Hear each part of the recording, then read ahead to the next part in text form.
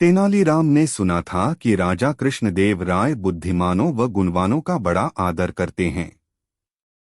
उसने सोचा क्यों न उनके यहाँ जाकर भाग्य आजमाया जाए, लेकिन बिना किसी सिफारिश के राजा के पास जाना टेढ़ी खीर थी। वह किसी ऐसे अवसर की ताक में रहने लगा जब उसकी भेंट किसी महत्वपूर्ण व्यक्ति से हो सके। इसी बीच तेनालीराम का विवाह दूर के नाते की एक लड़की मगम्मा से हो गया। 1 वर्ष बाद उसके घर बेटा हुआ। इन्हीं दिनों राजा कृष्णदेव राय का राजगुरु मंगलगिरी नामक स्थान गया। वहां जाकर रामलिंग ने उसकी बड़ी सेवा की और अपनी समस्या कह सुनाई। राजगुरु बहुत चालाक था। उसने रामलिंग से खूब सेवा करवाई और लंबे चौड़े वायदे करता रहा। रामलिंग अर्थात तेनालीराम ने उसकी बातों पर विश्वास कर लिया और राजगुरु को प्रसन्न रखने के लिए दिन रात एक कर दिया। राजगुरु ऊपर से तो चिकनी चुपड़ी बातें करता रहा, लेकिन मन ही मन तेनालीराम से जलने लगा। उसने सोचा कि इतना बुद्धिमान और विद्वान व्यक्ति राजा के दरबार में आ गया तो उसकी अपनी कीमत गिर जाएगी।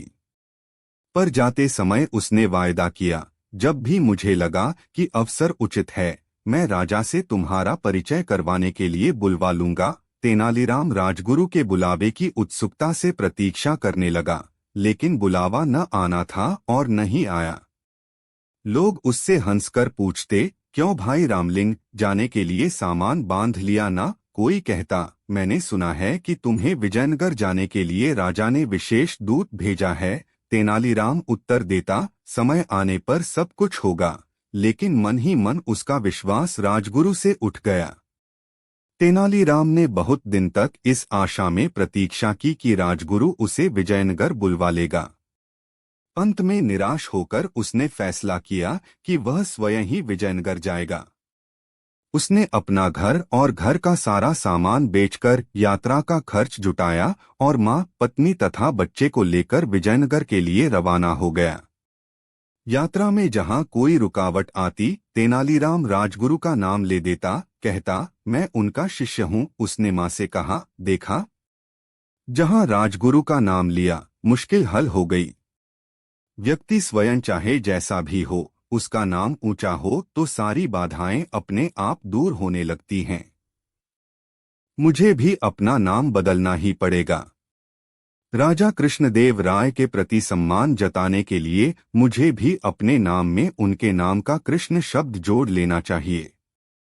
आज से मेरा नाम रामलिंग की जगह रामकृष्ण हुआ।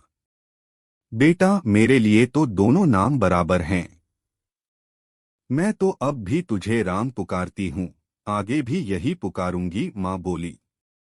कोडवीर नामक स्थान पर तेनालीराम की भेंट वहां के राज्य प्रमुख से हुई, जो विजयनगर के प्रधानमंत्री का संबंधी था। उसने बताया कि महाराज बहुत गुणवान, विद्वान और उदार हैं, लेकिन उन्हें कभी कभी जब क्रोध आता है तो देखते ही देखते सिर धड़ से अलग कर दिए जाते हैं। जब तक मनुष्य खतरा मोल न ले, वह सफल नहीं हो सकता। मैं अपना सिर बचा सकता हूँ। तेनालीराम के स्वर में आत्मविश्वास था। राज्य प्रमुख ने उसे यह भी बताया कि प्रधानमंत्री भी गुणी व्यक्ति का आदर करते हैं, पर ऐसे लोगों के लिए उनके यहाँ स्थान नहीं है जो अपनी सहायता आप नहीं कर सकते। 4 महीने की लंबी यात्रा के बाद तेनालीराम अपने परिवार के साथ विजयनगर पहुंचा। वहां की चमकदमक देखकर तो वह दंग ही रह गया। चौड़ी चौड़ी सड़कें, भीड़-भाड़, हाथी घोड़े, सजी हुई दुकानें और शानदार इमारतें, ये सब उसके लिए नई चीजें थी। उसने कुछ दिन ठहरने के लिए वहां एक परिवार से प्रार्थना की। वहां अपनी मां, पत्नी और बच्चे को छोड़कर वह राजगुरु के यहाँ पहुंचा। वहां तो भीड़ का ठिकाना ही नहीं था। राजमहल के बड़े से बड़े कर्मचारी से लेकर रसोइया तक वहां जमा थे। नौकर चाकर भी कुछ कम न थे। तेनालीराम ने एक नौकर को संदेश देकर भेजा कि उनसे कहो, तेनाली गांव से राम आया है। नौकर ने वापस आकर कहा, राजगुरु ने कहा है कि वे इस नाम के किसी व्यक्ति को नहीं जानते। तेनालीराम बहुत हैरान हुआ। वह नौकरों को पीछे हटाता हुआ सीधे राजगुरु के पास पहुंचा। राजगुरु, आपने मुझे पहचाना नहीं। मैं रामलिंग हूँ, जिसने मंगलगिरी में आपकी सेवा की थी। राजगुरु भला उसे कब पहचानना चाहता था। उसने नौकरों से चिल्लाकर कहा, मैं नहीं जानता यह कौन आदमी है, इसे धक्के देकर बाहर निकाल दो। नौकरों ने तेनालीराम को धक्के देकर बाहर निकाल दिया। चारों ओर खड़े लोग यह दृश्य देखकर ठहाके लगा रहे थे। उसका कभी ऐसा अपमान नहीं हुआ था। उसने मन ही मन फैसला किया कि राजगुरु से वह अपने अपमान का बदला अवश्य लेगा, लेकिन इससे पहले राजा का दिल जीतना जरूरी था। दूसरे दिन वह राज दरबार में जा पहुंचा। उसने देखा कि वहां जोरों का वाद विवाद हो रहा है। संसार क्या है, जीवन क्या है, ऐसी बड़ी बड़ी बातों पर बहस हो रही थी। एक पंडित ने अपने विचार प्रकट करते हुए कहा, यह संसार एक धोखा है। हम जो देखते सुनते हैं, महसूस करते हैं, चखते या सूंघते हैं, केवल हमारे विचार में है। असल में यह सब कुछ नहीं होता, लेकिन हम सोचते हैं कि होता है। क्या सचमुच ऐसा है? तेनालीराम ने कहा। यही बात हमारे शास्त्रों में भी कही गई है। पंडित जी ने थोड़ी ऐंठ दिखाते हुए हैरान होकर पूछा। और सब लोग चुप बैठे। शास्त्रों ने जो कहा वह झूठ कैसे हो सकता है? लेकिन तेनालीराम शास्त्रों से अधिक अपनी बुद्धि पर विश्वास करता था। उसने वहां बैठे सभी लोगों से कहा, यदि ऐसी बात है तो हम क्यों न पंडित जी के इस विचार की सच्चाई जांच लें। हमारे उदार महाराज की ओर से आज दावत दी जा रही है, उसे हम जी भरकर खाएंगे। पंडित जी से प्रार्थना है कि वे बैठे रहें और सोचें कि वे भी खा रहे हैं। तेनालीराम की बात पर जोर का ठहाका लगा। पंडित जी की सूरत देखते ही बनती थी कि महाराज तेनालीराम पर इतने प्रसन्न हुए कि उसे स्वर्ण मुद्राओं की एक थाली भेंट की और उसी समय तेनालीराम को राज विदूषक बना दिया। सब लोगों ने तालियां बजाकर महाराज की इस घोषणा का स्वागत किया। उनमें राजगुरु भी था। तेनाली की बुद्धिमानी व चतुराई के कारण सभी उसे बहुत प्यार करते थे, परंतु राजगुरु उससे ईर्ष्या करते थे। राजगुरु के साथ कुछ चापलूस दरबारी भी थे जो उनके विचारों से सहमत थे। एक दिन सभी ने मिलकर तेनाली को अपमानित करने के लिए एक योजना बनाई।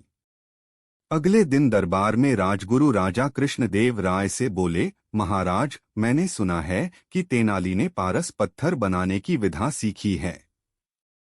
पारस पत्थर जादुई पत्थर है जिससे लोहा भी सोना बन जाता है।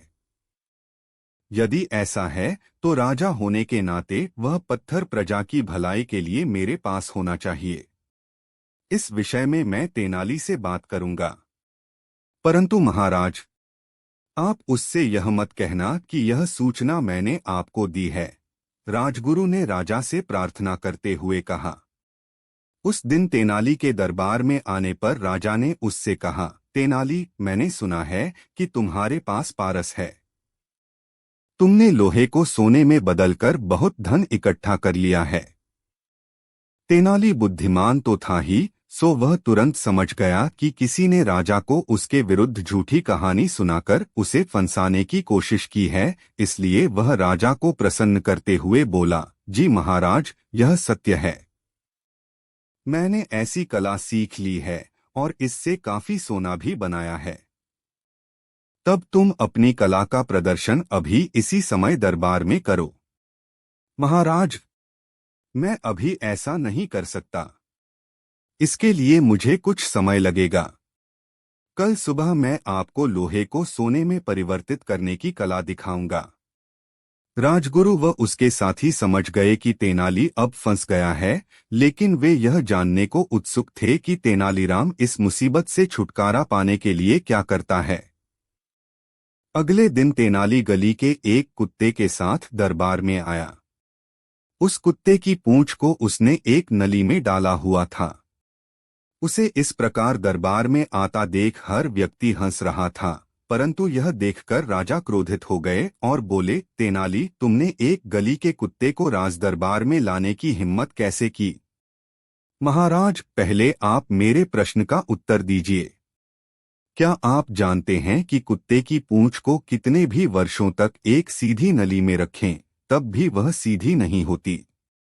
वह अपनी कुटिल प्रकृति को कभी नहीं छोड़ सकती। हाँ, मैं इसके बारे में जानता हूँ, राजा ने उत्तर दिया। महाराज, यहाँ मैं इसी बात को तो सिद्ध करना चाहता हूँ, तेनालीराम बोला। अरे तेनाली, मूर्खों के समान बात मत करो।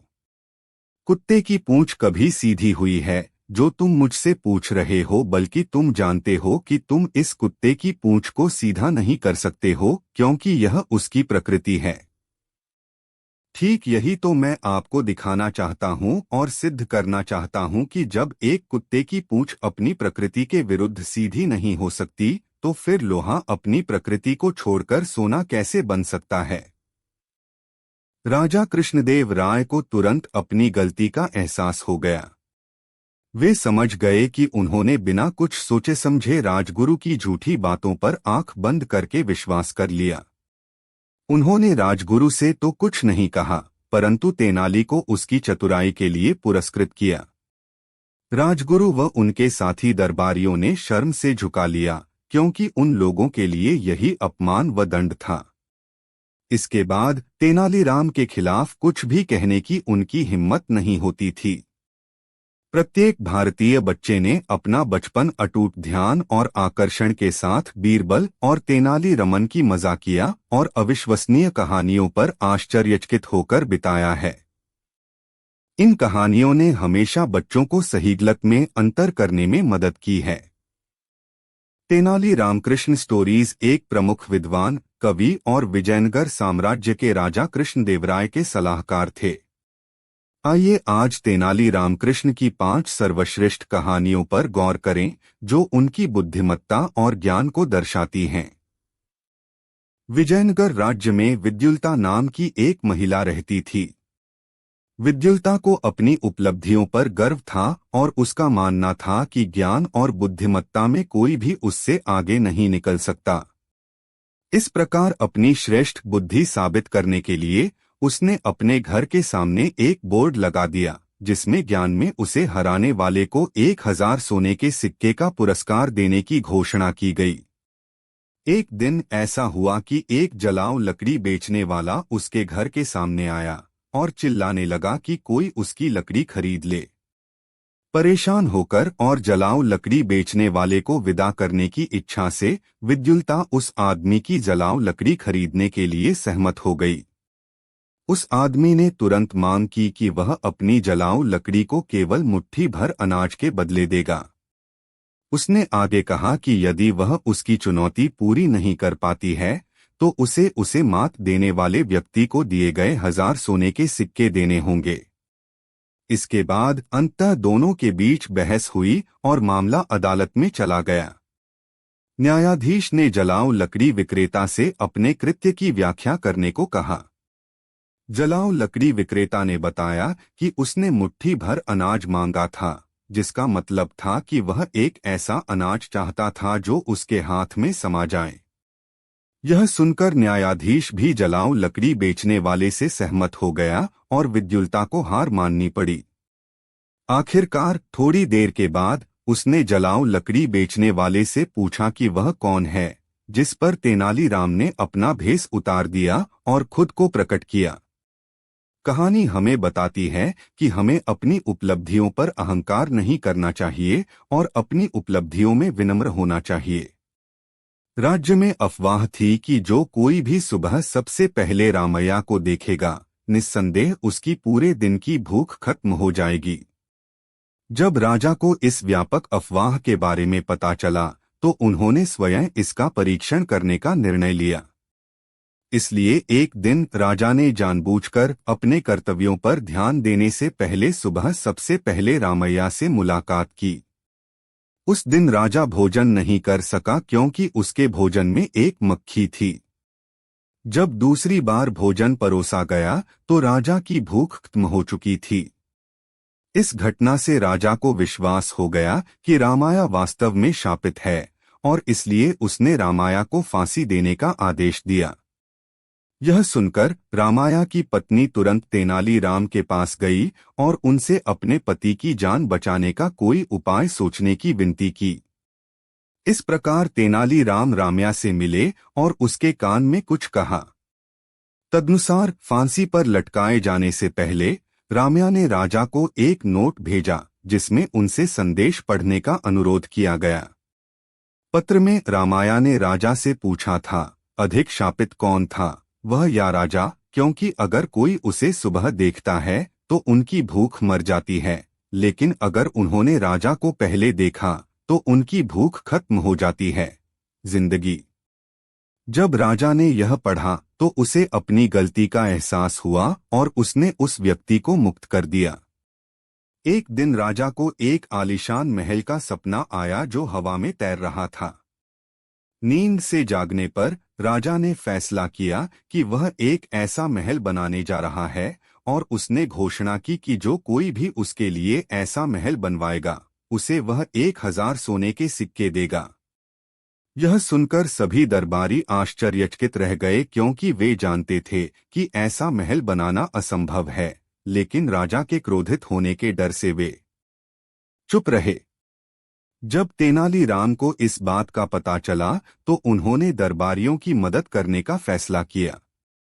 एक दिन एक वृद्ध व्यक्ति राजा के महल में आया और उसने राजा पर उसे लूटने का आरोप लगाया। जब आगे पूछताछ की गई तो उस व्यक्ति ने बताया कि एक रात पहले उसने एक सपना देखा था जिसमें राजा स्वयं कई सैनिकों के साथ उसके घर पहुंचे थे और उसे लूट लिया था। यह सुनकर राजा क्रोधित हो गए और बोले कि सपने हकीकत से कोसों दूर होते हैं। यह सुनकर बूढ़े व्यक्ति ने अपना भेष हटा दिया और पता चला कि वह कोई और नहीं बल्कि तेनालीराम है। तब तेनालीराम ने विनम्रतापूर्वक राजा से पूछा, यदि सपने सच नहीं होते तो कोई तैरता हुआ महल कैसे बना सकता है जिसे राजा ने सपने में देखा था। इस प्रकार राजा को अपनी गलती का एहसास हुआ और उन्होंने तेनालीराम की बुद्धिमत्ता की सराहना की। एक बार अदालत में बहस का विषय यह था कि कौन सा जानवर सबसे चतुर है। एक मंत्री ने दृढ़ विश्वास के साथ कहा कि बिल्ली सबसे बुद्धिमान और होशियार जानवर है। उनकी राय से सभी सहमत थे। इस प्रकार राजा ने यह पता लगाने के लिए एक प्रतियोगिता आयोजित करने का निर्णय लिया कि कौन सी बिल्ली सबसे चतुर थी। इसलिए सभी दरबारियों को अगले दिन अपनी बिल्लियां लाने के लिए कहा गया। राजा ने यह भी घोषणा की कि वह उस बिल्ली को इनाम देगा जो ऐसा काम करेगी जो अन्य बिल्लियां नहीं करती। आखिरकार प्रतियोगिता आयोजित की गई। राजा सोने की थाली में दूध लेकर आए और दूध आते ही एक को छोड़कर सभी बिल्लियां उसे पीने के लिए दौड़ पड़ी। वह तेनालीराम की बिल्ली थी जिसने दूध पीने से इनकार कर दिया था। तेनालीराम ने राजा से उसे इनाम देने के लिए कहा क्योंकि उसकी बिल्ली ने कुछ ऐसा किया था जो अन्य बिल्लियों ने नहीं किया था, और इसलिए राजा ने तेनालीरामन की बिल्ली को विजेता घोषित कर दिया। बाद में राजा ने तेनालीरामन से पूछा कि उसने अपनी बिल्ली को दूध न पीने के लिए कैसे प्रशिक्षित किया। तेनालीरामन ने बताया कि उसकी बिल्ली ने एक बार अनजाने में गर्म दूध पी लिया था और उसकी जीभ जल गई थी। तब से बिल्ली हमेशा दूध से डरती रही है। इस घटना ने राजा को खूब हंसाया। एक दिन जब तेनालीरामन और उनकी पत्नी यात्रा पर जा रहे थे तो उन्होंने एक बड़ी भीड़ देखी। आगे की जांच करने पर उन्हें पता चला कि भीड़ एक आदमी के आसपास इकट्ठा थी जो अपने कंधों पर लगभग 500 क्विंटल चावल ले जा रहा था। हर कोई काफी हैरान लग रहा था। अचानक तेनालीराम ने कहा कि वह आदमी उसकी तुलना में कुछ भी करने में सक्षम नहीं है क्योंकि वह पूरी पहाड़ी को अपने कंधों पर उठा सकता है। ग्रामीण काफी आश्चर्यचकित दिखे और उनसे ऐसा करने का आग्रह किया। हालांकि तेनालीराम ने कहा कि उन्हें कुछ आवश्यक तैयारियों के लिए कम से कम 6 महीने की आवश्यकता होगी, क्योंकि जिस व्यक्ति के कंधों पर मात्र 500 क्विंटल चावल था, उसे अभ्यास करने के लिए 3 महीने की आवश्यकता थी।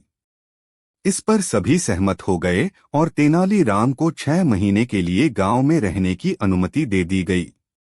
इस दौरान उनके साथ सम्मानपूर्वक व्यवहार किया गया और उन्हें अच्छा भोजन और वह सब कुछ दिया गया जो उन्होंने मांगा।